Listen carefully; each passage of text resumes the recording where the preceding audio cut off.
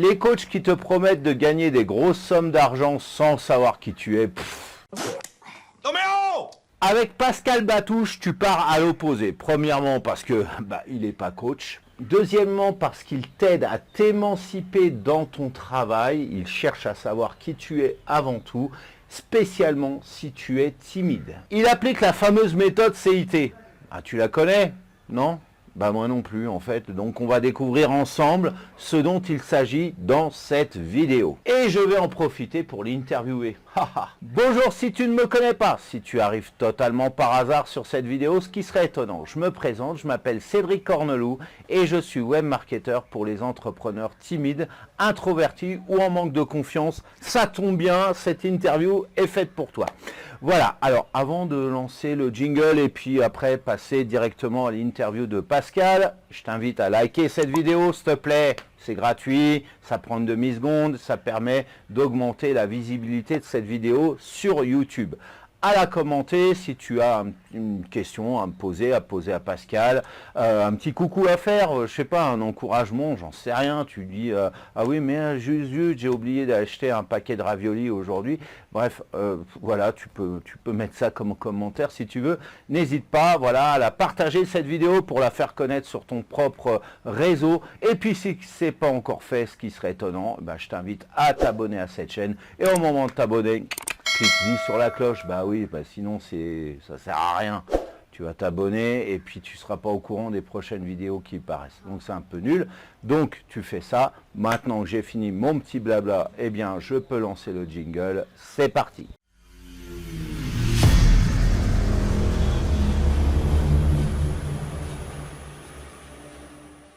Pascal Batouche, bonjour, bienvenue pour cette interview. Merci beaucoup d'avoir accepté que je te pose des questions. D'abord, comment vas-tu? Très bien, merci. Je te remercie. En fait, tu me dis merci d'avoir accepté cette interview. C'est moi qui te remercie justement d'avoir pensé à moi.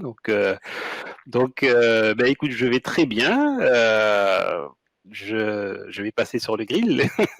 Je ne sais pas. Exactement. Et on va commencer par la toute première question. Qui es-tu?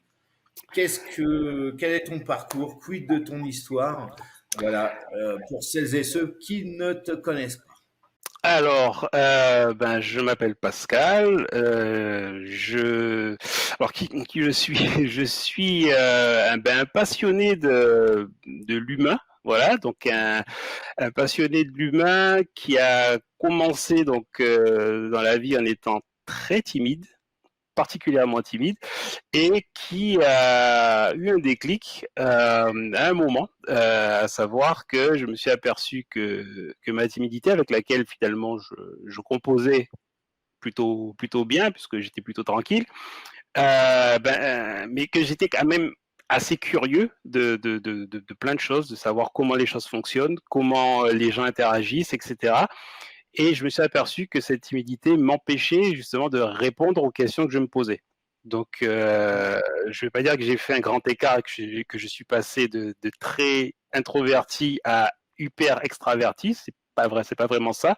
Mais disons que je me suis, je sais pas que je me sois fait violence, mais je me suis mobilisé pour pouvoir justement garder ce sentiment entre guillemets de timidité, parce que bon, on est avec, je pense qu'il faut composer avec, et pouvoir par contre satisfaire ma curiosité et m'épanouir tout simplement. Voilà. Tu dis que tu es timide. Tant mieux, ça va intéresser l'audience qui me suit, puisque Oui. elle est concernée par ce sujet-là. Concrètement, dans les stéréotypes de ta timidité, ça se traduisait comment? Enfin, dans des scènes types, si tu as des exemples. Ah, ça pouvait être,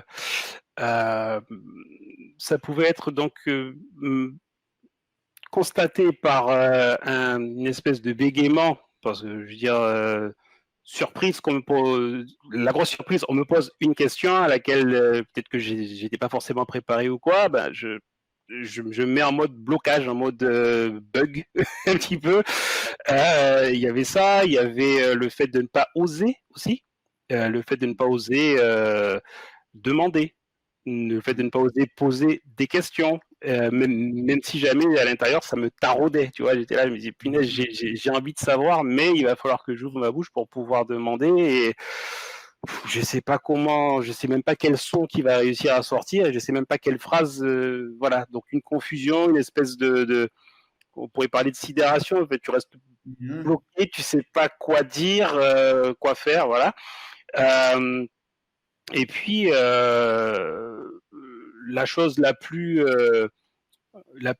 la plus percutante, hein, c'est ça, c'est de savoir qu'on a peut-être une solution à un problème auquel on assiste, ou en tous les cas, enfin, on constate qu'il y a un problème, et ne pas oser l'ouvrir pour aller dire, ben là, en fait, vous êtes en train de faire des bêtises parce que il faudrait peut-être faire ci, faire ça. Voilà. S'affirmer. Tout à fait, tout à fait. Voilà, donc, alors, tant que tu fais ça dans des situations qui ne sont pas critiques, il y a pas de souci, mais je me mets difficilement à la place je sais pas moi, du chirurgien cardiaque, de l'assistant chirurgien cardiaque timide, qui fait que non, finalement je dis pas, et tout. Au final, voilà. Ouais. En fait, là, bon, nous allons procéder à une amputation, voilà. Donc, allez, on commence à travailler. Et puis, toi, tu vois qu'en fait, la radio, elle est à l'envers. C'est pas la bonne jambe. Voilà. Donc, éviter.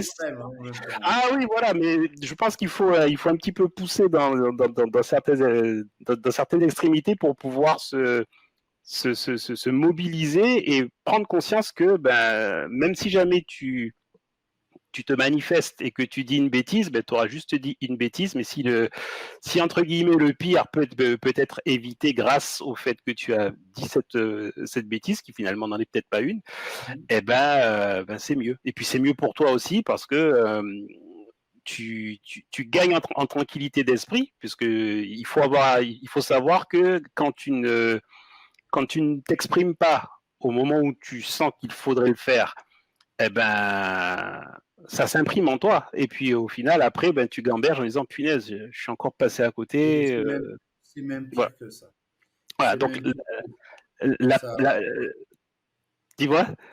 À titre personnel, ça a fini chez moi un thérapeute. Hein, voilà, c'est ça. C'est ça. Ce que tu n'exprimes pas à l'extérieur s'imprime à l'intérieur. Exactement. Exactement. Ça a fini où je m'exprimais pas face aux bonnes personnes auxquelles je devais m'exprimer. Et puis par contre, je pétais un plomb pour des trucs. Exactement. C'est ça. Donc des fois même, tu avais les bons qui payaient pour les mauvais, quoi. D'une certaine manière. Parce que je veux dire, tu cumules une forme de frustration, tout simplement, et à un moment, t'en as marre qu'on te prenne pour un idiot aussi, ou ouais, et puis je sais pas, puis quelqu'un qui fait quelque chose qui est complètement anodin, qui se ramasse une déferlante, il comprend pas, mais il est fou ce mec. Non, il a juste été poussé au bout, et puis tu constitues la dernière goutte qui aura fait déborder le vase. Donc voilà. Donc ça. Voilà, donc l'idée pour moi, c'est justement c'était justement pour moi, pour mon cas perso, justement de réussir à outrepasser ce genre de drôle de ressenti.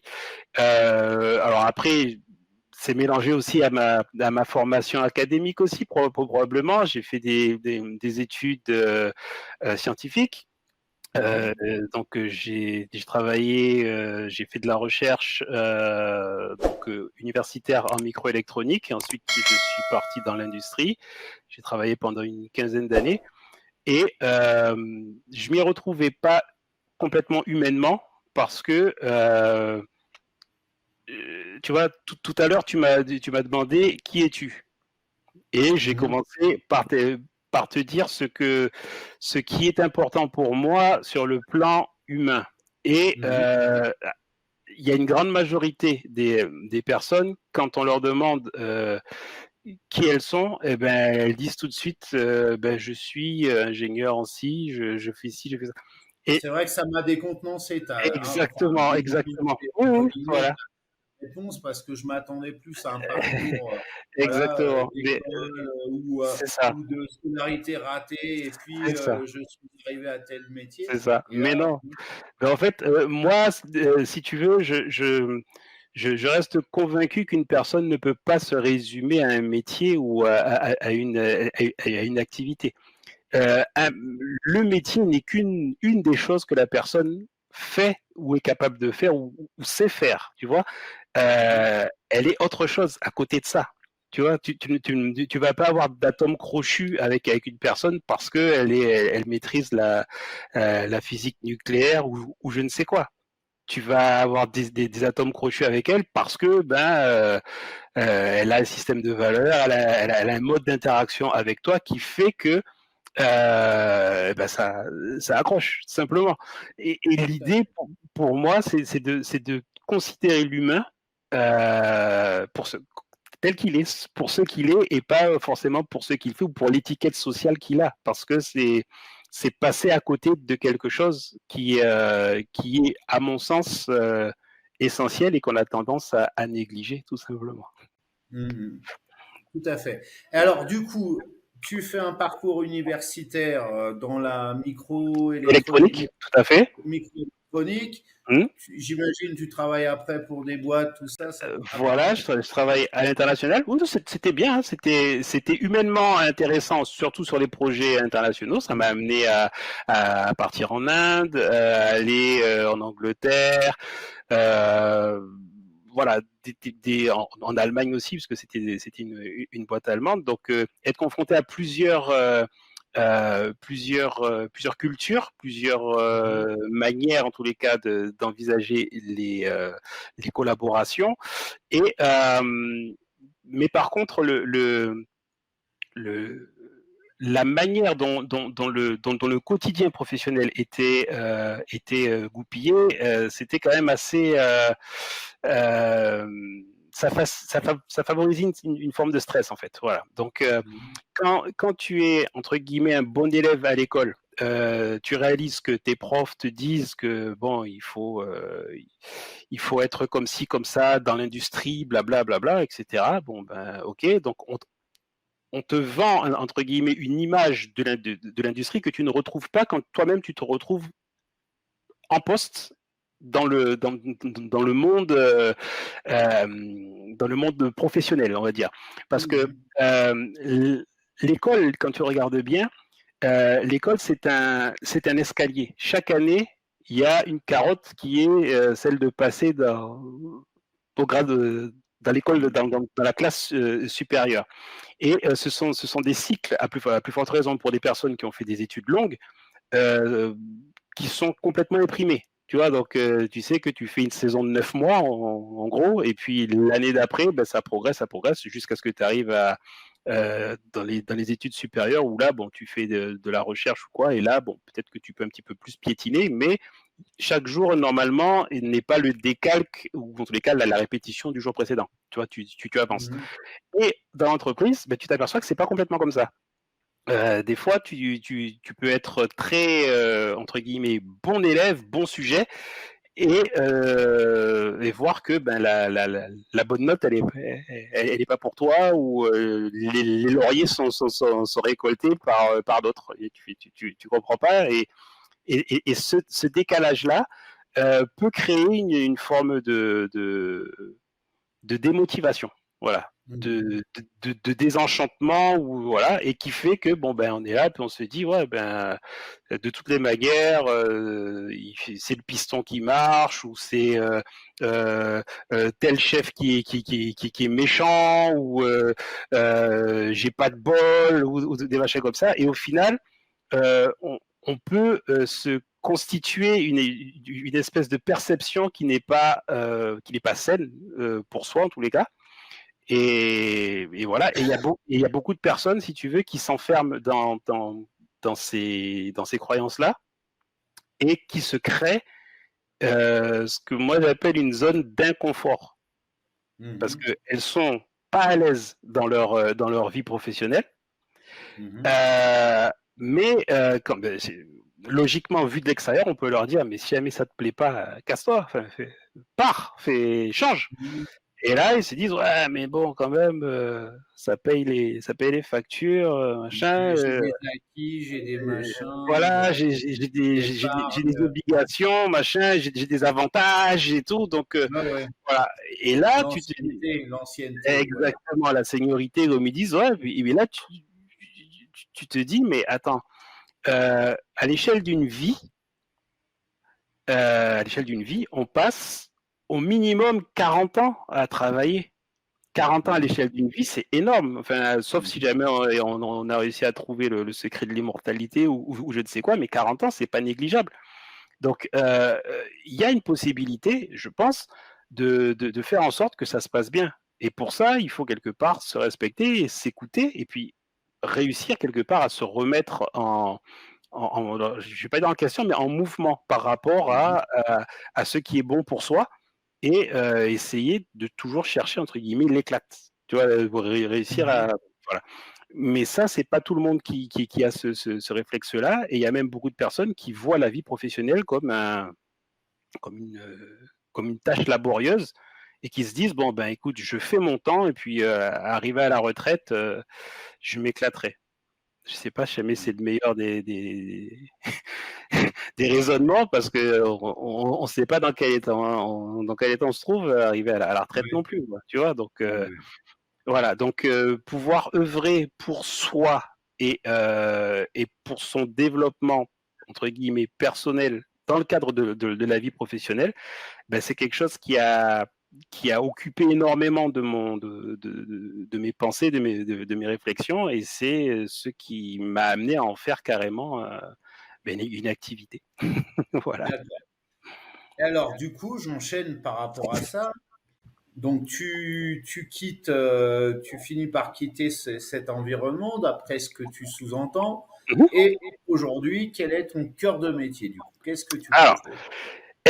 ce que je propose, en fait, disons que je travaille pour et avec des personnes, donc qui comment dire, qui se reconnaissent dans les mots-clés suivants. Si tu veux, il y a le manque de confiance en soi, la timidité quasi maladive, hein, qui peut entraîner donc une espèce de souffrance ou même une frustration, notamment dans le travail. Donc, justement, ben, tout à l'heure, on parlait de rater des opportunités parce qu'on n'a pas osé se faire entendre ou Mhm. se faire remarquer. Des personnes qui n'arrivent plus à donner de sens, enfin, de sens à ce qu'elles font, qui sont en perte de motivation, mais qui ont quand même envie de ne plus subir leur vie professionnelle, et qui ont peut-être envie de la sublimer. Voilà, donc de ne plus subir, mais sublimer, ça c'est un petit peu ma manière, en tous les cas, de présenter l'état d'esprit qui, qui peut t'amener à vivre ta vie professionnelle de manière épanouissante. Et, D'accord. l'idée, donc, c'est de permettre, donc, à toutes ces personnes-là, donc, de redonner du sens, de se remobiliser. Ça, Mhm. c'est important, et d'envisager le travail autrement. Parce que normalement, ben, les 2 ou 3 dernières années qui viennent de passer, donc, nous le prouvent. Il y a une dimension sociale, une dimension, donc, d'entre-gens qui est importante dans la vie professionnelle, et, pour vraiment marquer ma démarche, j'ai envie, si tu veux, d'amener les personnes à ne pas dissocier, plutôt à ne pas envisager la vie professionnelle et la vie personnelle à travers ce qui les différencie. Puisqu'on a ces deux expressions, vie pro et vie perso, et on réussit clairement à faire la distinction, mais quand tu regardes bien, dans ces deux expressions, il y a un terme commun, c'est le terme vie. Mhm. Donc, essayer d'envisager ces deux univers, non pas par ce qui les différencie, mais par ce qui les lie. Et le trait d'union entre ces deux mondes, c'est l'individu, c'est soi. Donc, Mhm. pouvoir pouvoir se comprendre, comprendre comment on fonctionne, pouvoir mener des travaux d'introspection pour pouvoir ensuite s'épanouir dans son travail et mettre son travail à son service, tout en étant performant. Et ça c'est le challenge. Et ça, c'est le programme que j'ai mis en place avec mon associé, qui s'appelle le programme CIT, compréhension, introspection, transformation. Voilà. D'accord. Alors, pour résumer ce que tu fais, alors, c'est à toi de qualifier comme ça. Est-ce que tu es coach, accompagnateur? Comment tu te définis au final? Alors, je me suis formé à la PNL, mais je ne me considère pas comme un coach parce que je pense que j'ai vraiment à cœur d'amener les personnes à être opérationnelles. Donc, il y a effectivement cette partie compréhension de comment on fonctionne. Donc, on s'appuie sur des outils qui te permettent, on va dire, de faire la rencontre avec la personne la plus importante de ta vie, en l'occurrence toi. Voilà, donc comprendre quels sont tes points forts, tes limites, étant entendu que tout est à géométrie variable, hein, bien entendu, donc tout peut amener à changer. Sur ça, il n'y a pas d'étiquetage, voilà. Et l'idée donc c'est de permettre à ces personnes-là d'avoir de la clarté sur leurs attentes, de la clarté sur leur cheminement vers les résultats qu'elles se fixent.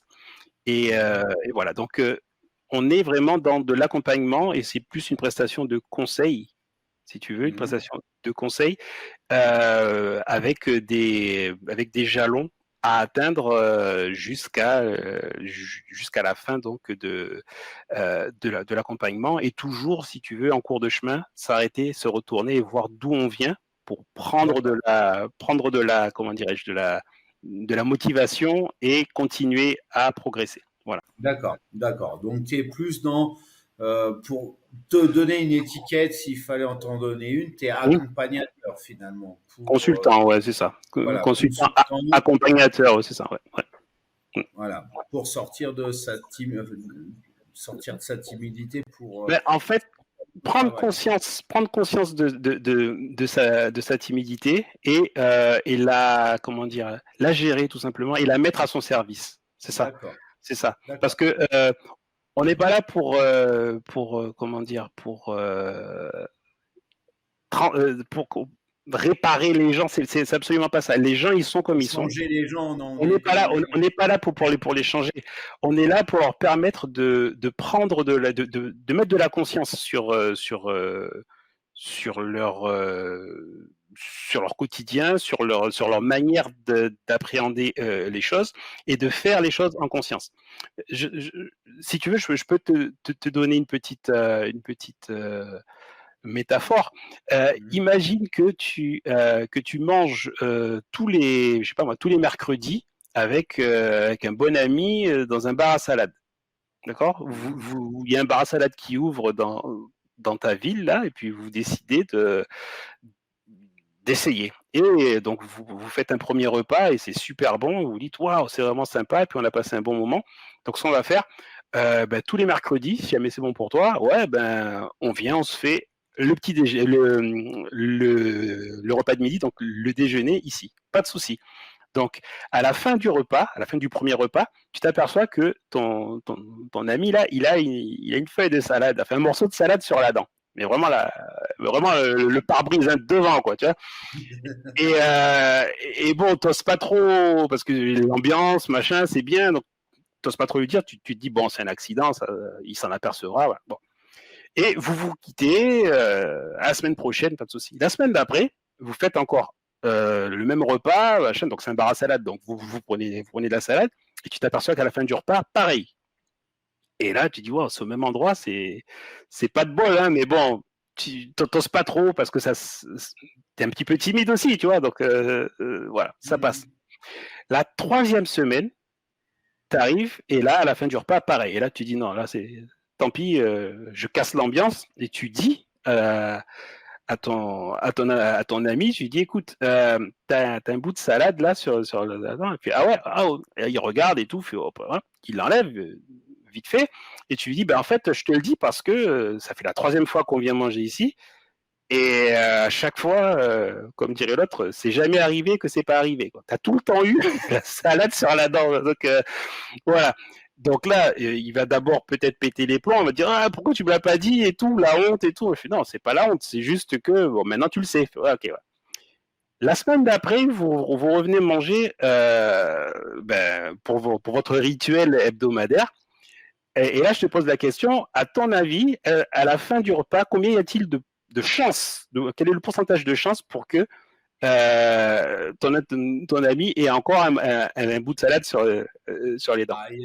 Je pense qu'il n'y a aucune chance pour qu'il ait, s'il a percuté comme ça la semaine d'avant, il n'y a quasiment aucune chance, et je dirais 0,1% de chance que ça se reproduise. Exactement, parce que tu lui auras aidé à mettre de la conscience sur quelque chose qu'il faisait inconsciemment. Et là, c'est une forme de transformation parce que il va développer d'autres réflexes qui, donc, il va manger, il va se faire plaisir, et à la fin du repas, avant de se mettre à sourire à pleine gorgée, il va faire un gros coup d'essuie-glace de langue, et puis et voilà. Donc l'idée, c'est un petit peu ça. Donc, alors non, je ne fournis pas les salades dans mon accompagnement, mais dans l'idée, c'est d'amener les personnes à se comprendre et à pouvoir donc trouver une application dans leur quotidien professionnel, parce que je reste convaincu que en améliorant le volet professionnel, on a également des répercussions positives et saines dans le volet perso. Voilà. Donc moi, mon encre, c'est la chose travail, mais je sais pertinemment que il y a des effets dans les autres compartiments de la vie, quoi. Donc, tu nous as parlé du programme CIT, on va y revenir quelques instants. Là, je voudrais simplement de mettre en situation, voilà, je suis quelqu'un de timide, je suis au travail, effectivement, j'ai un chef qui me prend la tête, j'ai des collègues qui sont un peu moins qualifiés, qui ont un peu moins de connaissances que moi, ou alors qui ont des attributs féminins et qui en jouent, tu vois ce que je veux dire. Et moi, je me suis phrasé, quels seraient des conseils, une stratégie à donner à une personne dans ce cas-là? Qu'est-ce que tu pourrais dire, enfin, comme conseil clé en main pour essayer de faire bouger les choses, justement? Alors, la première chose, en fait, qui est importante, en fait, c'est justement d'avoir cette vision globale, ce recul sur soi et sur la place qu'on occupe dans son espace. Donc, il faut que la personne puisse porter un regard sans aucun affect sur le rôle qu'elle a dans cet environnement, dans cette structure. Nous, dans le cadre du travail, par exemple, on a souvent l'habitude de dire que l'entreprise, en fait, c'est une chaîne dont les maillons sont les collaborateurs. D'accord ? Et la suite de cette phrase, c'est qu'aucune chaîne n'est plus forte que ses maillons. Donc, l'idée, c'est de permettre à la personne de prendre conscience du rôle qu'elle joue, de l'image aussi qu'elle renvoie, parce que ça aussi, c'est important, et de pouvoir donc s'affirmer davantage. Donc là, on a effectivement des exercices qui permettent, si tu veux, de gagner en assurance progressivement, parce qu'on ne peut pas faire ça de manière violente, c'est pas possible. Pour nous, en tous les cas, je sais peut-être que d'autres le font, mais nous, on ne fait pas ça comme ça. Et on le fait vraiment de manière évolutive, et c'est un petit peu comme de la peinture. On attend que la première couche soit sèche avant de passer la deuxième, parce que sinon, on fait quelque chose en mode bourrin pour un effet qui n'est pas durable. Donc, l'idée, c'est pas ça. Donc, chaque marche, chaque étape qui est actée amène normalement à un non-retour en arrière. Voilà, c'est ça. Donc, aider la personne déjà à prendre conscience du rôle qu'elle tient au sein de l'organisation et l'amener à raisonner sur ça. Et si jamais il y a effectivement un constat de la part de la personne que elle n'est pas respectée ou autre, à ce moment-là, l'amener à réfléchir sur les signaux qu'elle renvoie. Parce que des fois, le respect qu'on ne nous accorde pas, c'est quelque part, c'est l'irrespect que nous accordons. Donc, savoir dire non, savoir dire non poliment, c'est pas parce que tu dis non que tu es une mauvaise personne. C'est absolument pas ça. C'est juste que il faut savoir dire non, mais pour des raisons valables, tout simplement, et pouvoir travailler à ce qu'on appelle sa propre écologie. Voilà, donc vraiment mettre en place des choses qui sont saines pour soi. Voilà. Donc une des vocations donc du programme CIT, c'est également de pouvoir te permettre de mettre en avant tes talents, donc, et de les mettre au service de ta performance. D'accord. Voilà. D'accord. Alors, mais je vais revenir à l'exemple que je t'ai donné. Donc là, grosso modo, il faut faire un diagnostic, il faut regarder un peu, faire une introspection sur soi-même, regarder un peu les limites, les atouts qu'on a, grosso modo, faire un bilan. Tu me parlais voilà, d'apprendre à savoir dire non. Je ne sais pas dire non. Quelles sont, je dirais, des phrases clés, j'en sais rien, les astuces, hein, une ou deux astuces que tu aurais à me donner pour que mon chef, qui est une tête de l'art, qui me domine, et il faut que je fasse 2 heures supplémentaires vendredi, et j'ai pas envie parce que moi j'ai envie d'aller en week-end avec ma chérie, et voilà, on n'avait pas prévu de partir à 18h, et là il faut que je reste 2 heures supplémentaires, donc ça va pas le faire. Quelles astuces tu pourrais me donner à moi pour dire non, stop, je veux pas faire ça? Donc, et bien entendu, tu ne veux pas y aller de manière frontale, c'est ça? Bah, je suis timide, donc D'accord. faut voir ça. D'accord. Donc, tu peux éventuellement être dans une démarche assertive. Donc, tu vas être dans l'approbation finalement dans l'approbation manifeste de ce qui t'est demandé. Mais par contre, il faut, parce que tu es quelqu'un de timide, certes, mais que tu es quelqu'un de consciencieux, il faut que les directives soient claires. Donc, il faut que tu reposes des questions, notamment à ce chef, parce que peut-être que si jamais on en arrive à être dans des extrémités comme ça, de genre il faut que tu restes 2 heures de plus ou autre, c'est peut-être qu'il y a quelque chose qui n'était pas clair, ou en tous les cas qui a été mal budgétisé au niveau du temps pour qu'on se retrouve dans ce genre d'extrémité. Donc, à partir du moment où on t'affecte, ou en tous les cas, on attend quelque chose de toi, n'hésite pas à reformuler. Donc, la petite phrase magique que moi j'utilisais souvent, qui pouvait passer pour une démarche un petit peu de simplet, mais finalement qui m'a beaucoup servi, je disais souvent en reformulant, je disais, écoute, bon, tu m'as filé une tâche à faire, il n'y a pas de souci. Je comprends vite, mais des fois, il faut m'expliquer longtemps. OK? Et tu reformules. Et tu dis, voilà, donc tu veux ça, tu veux ça, tu veux ça, tu veux ça. Et dans ta manière de reformuler, il faut que ce que tu reformules soit également engageant pour ton interlocuteur. Parce que si jamais tu ne le fais pas de manière engageante pour lui, tu vas être coupable et responsable en même temps. Alors que là, quelque part, tu vas diluer la responsabilité, tu vas augmenter son implication. Parce que nous sommes une équipe, d'accord? Donc il n'y a qu'à Faucon, machin, etc. Et puis au final, une fois que, comme je disais tout à l'heure, une fois que les résultats sont bons, c'est pas pour toi les lauriers, c'est pour au-dessus. Et puis quand par contre c'est pas bon, il y a tout qui te retombe dessus. Tu vois l'idée? Donc, réussir à reformuler, donc le pouvoir de la reformulation, c'est quelque chose sur lequel il faut vraiment, vraiment s'appuyer et impliquer l'autre. Parce que, qu'on le veuille ou pas, ça aussi, il faut en être conscient, dans une entreprise, on attend des choses de toi, mais toi, tu es aussi en droit d'attendre des choses de la structure. Donc, ça va dans les deux sens. Parce que tu as un rôle à jouer et si jamais tu n'étais pas utile à l'entreprise, tu ne serais pas là. Tu vois? Donc, on a souvent tendance à oublier, à penser, si tu veux, que l'entreprise, c'est une chance qu'elle nous donne. Alors qu'en fait, non. On n'est pas des travailleurs, on est des offreurs de compétences.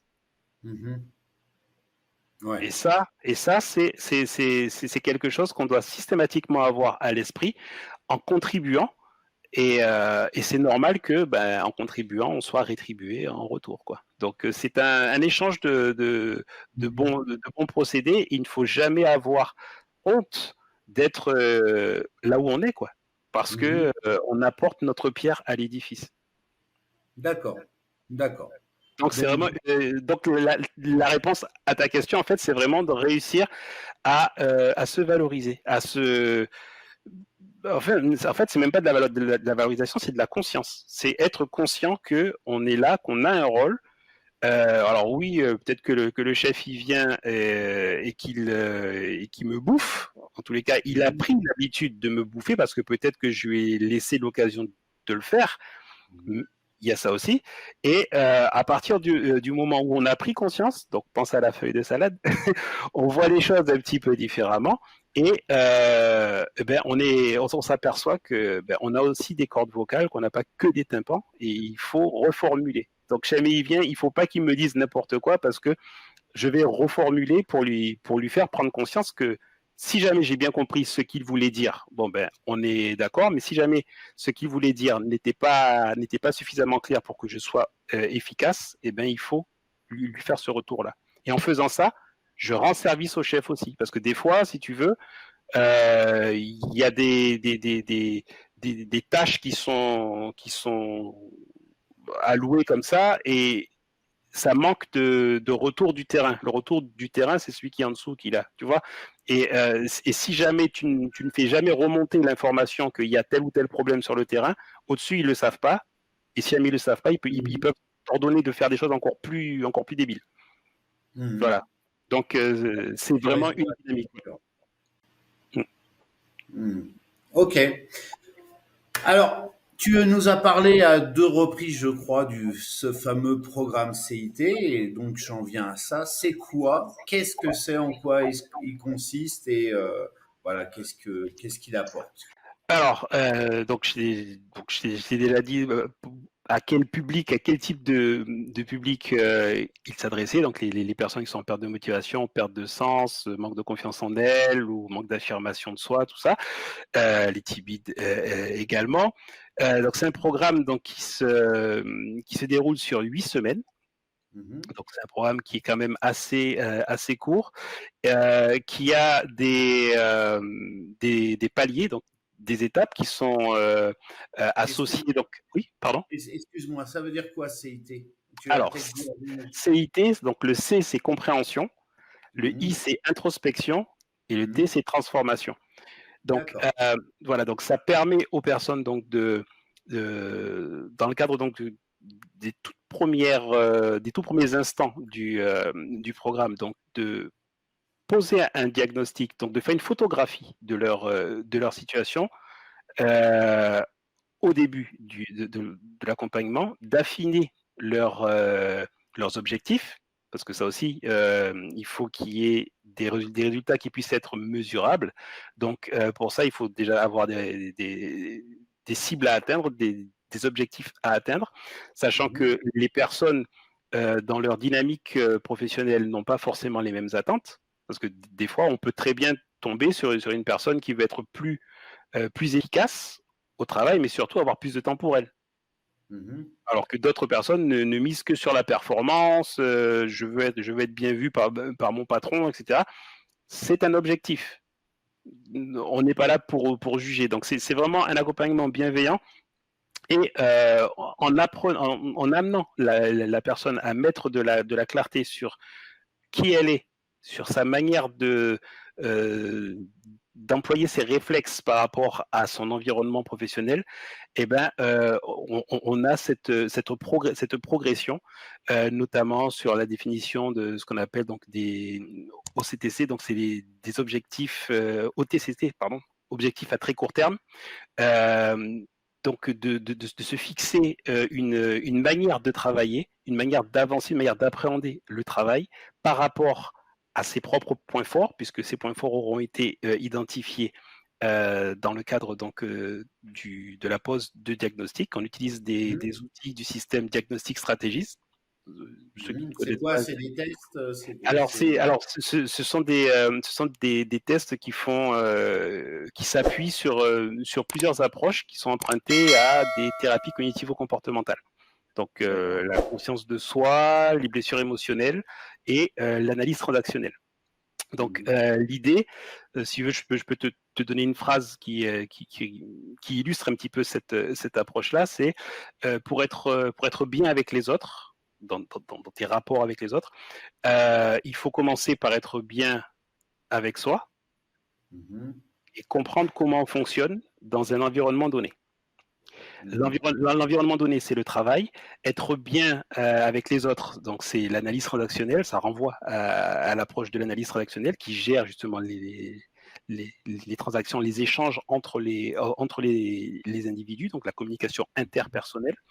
Et comprendre comment on fonctionne, ça renvoie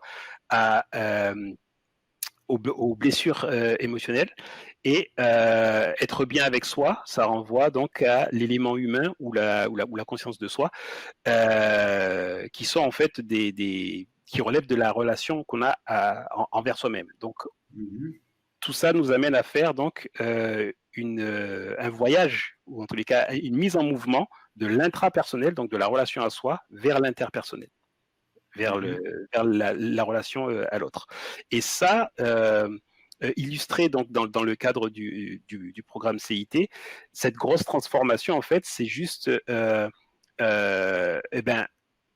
y a beaucoup de personnes qui disent que le monde extérieur le monde qui est extérieur à nous n'est que le reflet de notre monde intérieur. Donc, nous, en gros, avec le programme CIT, dans le cadre du travail, toujours, on te permet de mettre de la clarté, mettre de la conscience, rappelle-toi la feuille de salade, sur ta manière d'être à l'intérieur, de manière à ce que tu puisses organiser ça en accord, en harmonie avec ce qui est important pour toi, donc l'atteinte de tes objectifs, etc. Voilà. Et à partir du moment où tu as cette clarté intérieure, tu vas obtenir logiquement le reflet dans le monde extérieur. Donc ça peut être manifeste à travers ne serait-ce même que de ta posture. Il y a des personnes qui, après avoir mis de la conscience sur certaines choses qui sont des fois très, très, très, très enfouies ou quoi, finissent par avoir une prestance complètement différente. Et rien qu'avec cette prestance différente-là, elles sont perçues différemment et les gens interagissent avec elles de manière différente aussi. Voilà, donc c'est vraiment pour ça en fait qu'on a mis ce T à la fin, donc le côté transformation ou transformationnel, parce que il y a clairement un avant et un après. Et tout ça, c'est une espèce de vase communicant entre l'inconscient de ce qu'on fait, qu'on est, et du conscient, donc de ce qu'on a en conscience et qu'on veut mettre finalement au service de son quotidien. Et voilà. Donc, D'accord. Alors, tu parles de transformation. Est-ce que tu as un exemple d'une personne vraiment évocateur, enfin que ça t'a, comment on dit, ça t'a percuté, enfin ça t'a retenu t'as dit waouh, entre l'avant et l'après. ouais. Est-ce que tu as un exemple comme ça, enfin sans Alors, citer le nom, oui, bien sûr. Alors, oui, voilà. dis-moi. Une personne qui t'a marqué dans sa transformation. Alors, il y en a une que je ne peux pas oublier en fait, parce que c'est une dame donc qui travaillait d'une manière hyper structurée, et c'est sa directrice qui a voulu que nous l'accompagnions. Voilà. Donc, en premier, on était un petit peu perplexe parce que généralement, c'est une démarche personnelle normalement, tu vois. Mais là, que ce soit ton chef, exactement, que ce soit que voilà. Et là, j'ai pas trop compris. Et la directrice nous a dit oui, j'ai une collaboratrice qui est démotivée. J'aimerais que vous fassiez quelque chose pour elle. Bon, ben, ouais, enfin, si vous avez des détails, ouais, ben, appelez-la et puis vous verrez avec elle et tout. Du coup, c'était une dame qui était très occupée, donc j'avais du mal à réussir à la joindre. J'ai réussi à la joindre, et quand j'ai réussi à la joindre, en fait, j'ai senti qu'il y avait un problème. Du fait que moi je l'appelle en lui disant que je l'appelais de la part de sa directrice. Et en fait, j'ai compris qu'elle croyait que mon appel et mon potentiel accompagnement, à ce moment-là, en tous les cas, c'était une mesure disciplinaire. Donc, elle a tout fait avec les freins. Mais quand je dis avec les freins, c'était vraiment les freins. Genre, elle m'a filé des rendez-vous auxquels elle n'est pas venue. Voilà, et là, pour le coup, c'était carrément en présentiel. Donc là, maintenant, le CIT, on peut le faire en distanciel, mais bon, quand tu te pointes sur un site et puis on te dit, ah ben finalement, elle n'est pas là, elle est partie. Machin, la piscine, elle est partie à la piscine. Voilà, donc une fois, deux fois, trois fois, tu te dis, mais c'est pas possible. Il y a vraiment un problème. Et quand on a réussi à commencer à travailler ensemble, elle a... Enfin, j'ai compris pourquoi la directrice voulait absolument que cette dame-là reste, parce que je me suis aperçu que c'était un bourreau de travail. Mais quand je dis un bourreau de travail, c'était impressionnant. C'était une personne qui pouvait abattre une quantité de travail phénoménale. Et ce qui s'est passé à l'issue donc Mais alors, excuse-moi, oui. Qu'est-ce qui l'a dérangé du coup, cette directrice? Et ben en fait, la collaboratrice lui avait dit j'en ai marre, j'ai envie de partir. Ah oui. Donc c'est pour ça qu'il y avait un petit peu urgence. Et ça c'est un petit peu je pense que beaucoup on va dire de coachs ou de consultantes qui sont impliqués dans l'accompagnement de l'humain, comme nous on le fait. On s'aperçoit qu'on essaye de faire cette activité d'accompagnement à des fins préventives, mais on les fait la plupart du temps dans un contexte curatif. En gros, ils ont attendu que les gens ils soient à bout pour se dire on va essayer de trouver une personne pour la remotiver, machin. Donc voilà, donc après avoir dit qu'elle voulait partir, elle se retrouve avec un consultant qui l'appelle et qui sort du chapeau comme ça. Elle se dit non mais c'est bon, on essaye de me faire sauter. Exactement, de me faire sauter une rupture conventionnelle ou machin ou je ne sais quoi, voilà. Et là donc j'ai réussi donc à la mettre en confiance, ça c'était le premier point, mais c'est aller beaucoup plus loin que ça puisque de son propre aveu. Et là, ça c'est vraiment ce qui m'a marqué. Elle a appris déjà à célébrer ce qu'elle fait parce que pour elle c'était normal. C'était normal d'être extraordinaire.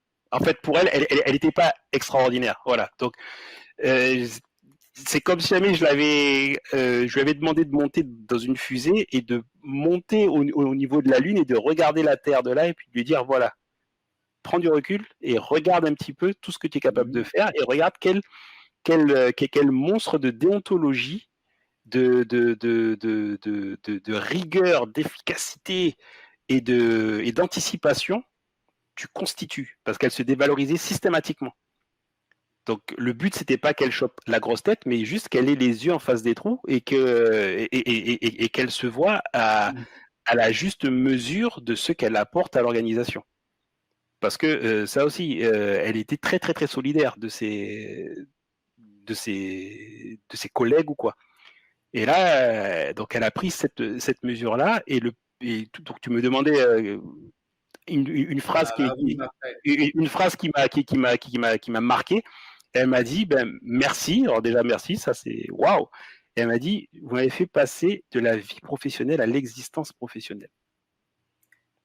Wow. Donc celle-là je l'ai prise, je l'ai mise dans ma poche et des fois je la ressors, j'ai dit waouh. Voilà. Voilà. Donc voilà. Ça n'a pas de prix. Oui, effectivement. C'est encore une fois, ouais, c'est très significatif du côté transformation Tout à fait. que tu peux apporter. Et alors, dis-moi, où est-ce qu'on peut te retrouver? Tu es sur les réseaux sociaux? Alors, pour oui. rejoindre le programme. Alors, j'ai une page, Facebook. Donc, si jamais tu cherches Pascal Batouche. Facebook, c'est pas un gros mot. Donc, tu cherches Pascal Batouche et donc tu vas tomber sur ma page. On mettra le lien. Super. Et donc, voilà. Et donc, on te contacte directement pour accéder au programme CIT ou on peut mettre le lien du programme directement?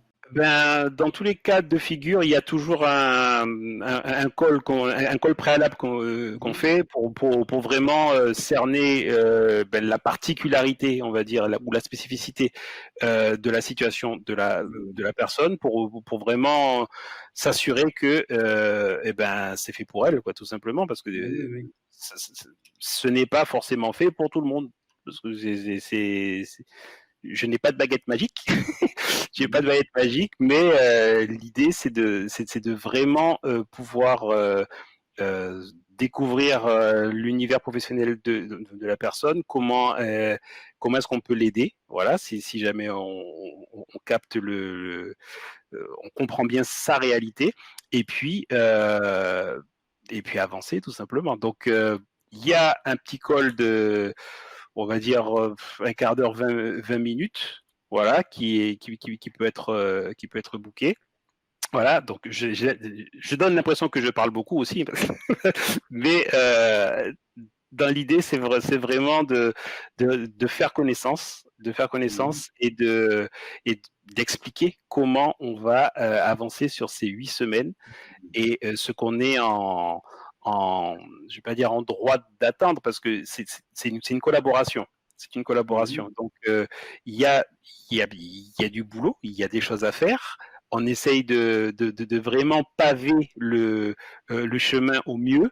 Mais il y a une notion de rigueur, il y a une notion de régularité plutôt. On va dire régularité, c'est moins austère que rigueur.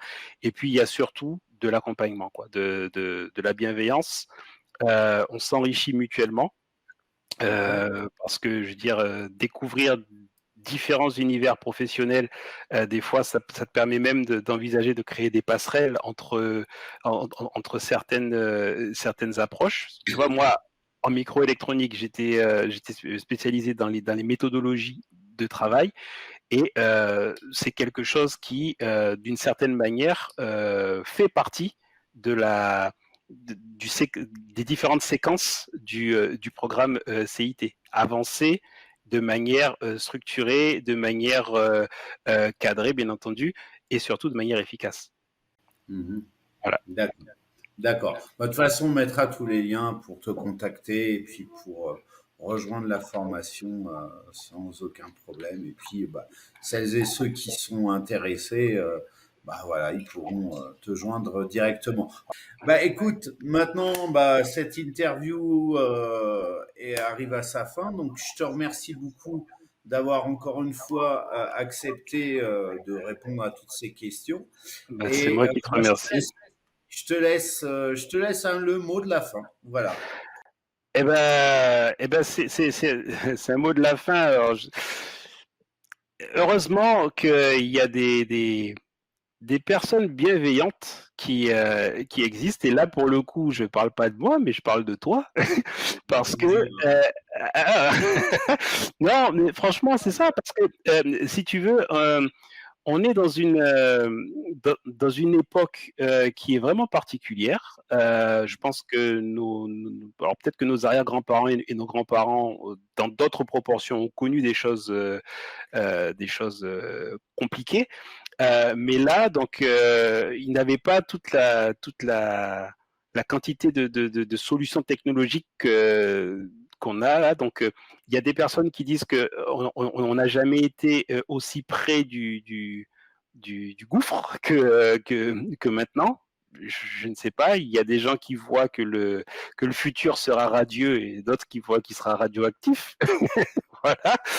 Et malgré ça, ben, je pense que des personnes qui mettent en œuvre des groupes ou des communautés comme celles que tu animes, eh ben, ce sont des personnes qui, compte tenu de l'actualité, tout ça, sont des personnes précieuses en fait. Parce que ce sont des personnes qui restent dans ce qui, moi, en tous les cas, me fait vraiment avancer, vraiment vibrer, ben, c'est le confort, enfin, le confort, c'est le bien-être ou le mieux-être de l'individu, et surtout que ça se fasse pleinement et pas au détriment d'autres individus. Donc, beaucoup de gratitude et beaucoup enfin, pour moi, en tous les cas, je suis très content en fait d'avoir pu faire cette interview avec toi. Et voilà, donc ben, juste un gros merci. Et puis voilà. Bah, je te renvoie le merci encore une fois, mais bon, on va pas Avec plaisir. épiloguer pendant 107 ans là-dessus. Merci, merci, merci. Bah, écoute, bah, une prochaine fois, alors. Avec plaisir, avec plaisir. Et puis, ben, n'hésitez pas. Ben, de toute manière, tu as dit que tu mettrais les liens là-dessous. Donc voilà, il n'y a pas de souci. Ceux qui sont paumés, vous me contactez, vous me laissez un commentaire sous la vidéo. Ouais, j'arrive pas à trouver ton lien. Enfin bref, voilà. Et je me ferai un plaisir de vous dire, de vous mettre en relation avec Pascal sans aucun Super. problème. Merci beaucoup. Ciao, ciao. Au revoir. À bientôt. Au revoir. Ciao, ciao. Voilà, alors cette vidéo est maintenant terminée. N'hésite pas à la liker. Toi, tu es un petit retardataire, tu l'as toujours pas fait. T'es vraiment pas sympa. Je sais que tu es généreux. Tu es quelqu'un de généreux, donc tu vas liker cette vidéo. Voilà, pouce bleu en l'air. À la commenter. Tu as des trucs à dire. Tu veux poser une question à Pascal ou à moi-même, ou faire juste un petit coucou. Bah, lâche-moi un commentaire. Tu connais la maison YouTube. À la partager parce que tu es quelqu'un de super généreux, donc tu vas faire connaître cette vidéo qui est génialissime sur ton propre réseau. Et si ce n'est pas encore fait, abonne-toi à cette chaîne et au moment de t'abonner, clique sur la cloche, bah ouais, sinon tu n'es pas au courant des prochaines vidéos. Alors maintenant que j'ai fini tout mon blabla, dans la description là, voilà, juste en dessous, tu veux contacter Pascal, je t'ai laissé tous les liens pour justement le contacter. Fais attention, il est mort, il est super méchant. T'as vu ça un petit peu? Non, en fait, il est super sympa, donc n'hésite pas. Si vraiment tu es super timide, n'hésite pas, tu me contactes, moi je suis pas du tout méchant, hein, tu sais. Et donc, je relayerai ton message, il n'y a pas de problème. Et voilà, et puis en attendant de se revoir pour une nouvelle vidéo, bah, je te souhaite de passer une excellente journée. Et puis, je te fais des bisous. Moi à mon bisounours, je lui fais des bisous. Des gentils, des doudous, des géants, des tout fous. Ok, d'accord, c'est une stratégie assez simple. Ce que je fais, c'est recommander en fait des formations ou des logiciels que j'ai eu à utiliser ou que je connais en fait très bien le vendeur. Donc, je sais qu'il a une bonne réputation. Donc, je sélectionne maximum, mais je ne promous pas beaucoup de formations, juste environ 4 ou 5 formations que j'ai eu à expérimenter. Et dès que je trouve la formation très intéressante, j'en parle en fait à mon audience.